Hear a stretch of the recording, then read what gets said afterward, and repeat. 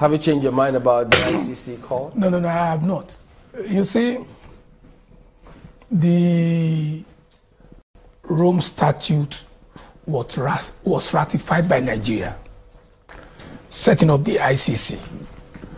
And the instrument of ratification was deposited on the 27th of September 2001. You see, by ratifying that treaty, Nigeria has, in a way, I don't want to use submitting our sovereignty, as in a manner of speaking, said we will use all available mechanisms offered by that system to tackle whatever problem we have in terms of corruption. And you see, Article 7 of the Rome Treaty is talking about a systemic, persistent, and more coordinated violation of people's dignity. Now, if you look at the corruption that we are talking about, you will agree with me that a lot of things are happening to Nigerians, ordinary Nigerians, that in terms of health facilities that are non-existent, in terms of roads infrastructure that are not good, in terms of a lot of things that makes life all for people. How is ICC going to improve on this? No. You see, what we are seeking to ask the president to do is make referrals of some of these matters in the short term, so that there will be, for instance, a show of commitment and political will that the government is ready to tackle grant corruption head on. And again, there are a lot of Nigerian monies abroad. If people who have these monies abroad see and hear the little setback that we are having in terms of the major corruption cases, they may not be persuaded to release the asset that has been stacked abroad. And that is why we are saying the government should tap on the expertise and experience of this International Criminal Court and see what will come up from there. I'm curious, how will this, I suppose you're saying it's a partnership with the ICC, how will this work out on the long run? No, you see, the ICC has the power and the enablement to investigate crime. It is called crime against humanity. To us in SERAP, corruption in its endemic form now is over and above the level of crime against humanity. And that's why we are saying some of these big ones should be referred to them. They have, for what you may say, the facilities for thorough investigation. You think we don't? You see, that is why we say we must strengthen our criminal justice system. But how does taking a case to ICC strengthen it?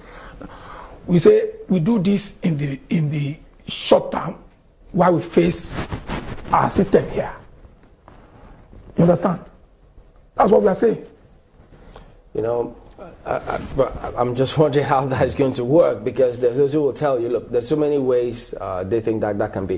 What's wrong with getting some prosecutors who have been with the ICC come in here and handle some of those cases, and then we see ways to improve upon justice delivery here, and not just basically to take our cases to ICC? No, what we are saying is that in the interim, make some referrals. What's an interim? How do you mean interim? Specifics. 6 months, 9 months. So they can adjudicate on those cases in 6 months, the ICC?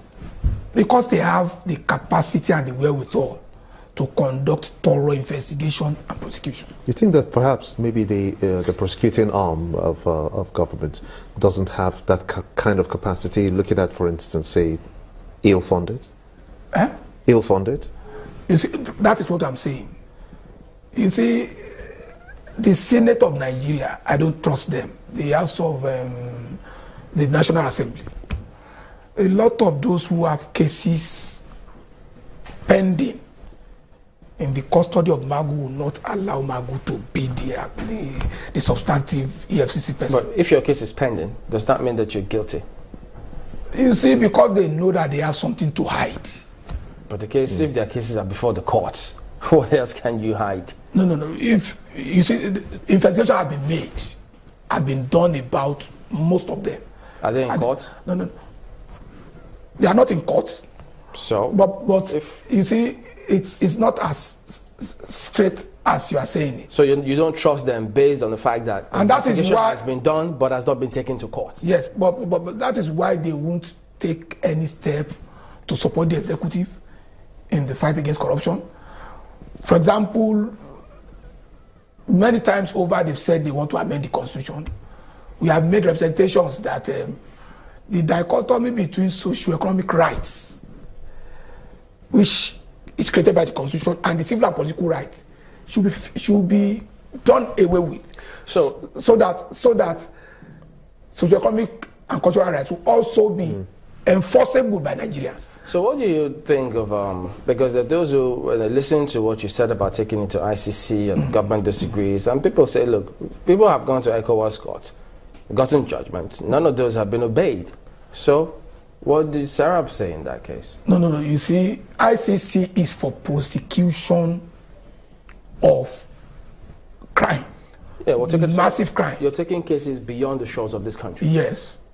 If it will help. Yes. Which is perhaps, I think that's what you're talking about. In the short term, yes. But if there's an example of a case that's been taken out of the shores of this country, and then we haven't seen anything, what makes us think that if those cases, or if the government loses, for instance, what happens? It means it will be clear to us that the government have no case. So you don't equally trust our judiciary then? Because of what we have seen. Because of what we have seen. What have we seen? Let me go back to the judges. Somebody has undertaken to take God's work on earth, having in his custody, no matter how the evidence were recovered, voluminous amounts of foreign exchange. You don't think the processes are equally important? The processes. No, you see, that takes us back to the reformation of our criminal justice system, which we'll have to do so that we can have sincere progress in terms of administration of justice. Okay, we'll see how that materializes in the days ahead. Adetokunbo Omomuni is the executive director of SERAP. He's also a legal practitioner. Thank you for coming on this morning. Thanks for having me. Well, there you go. We'll still have another perspective. That will be when we return.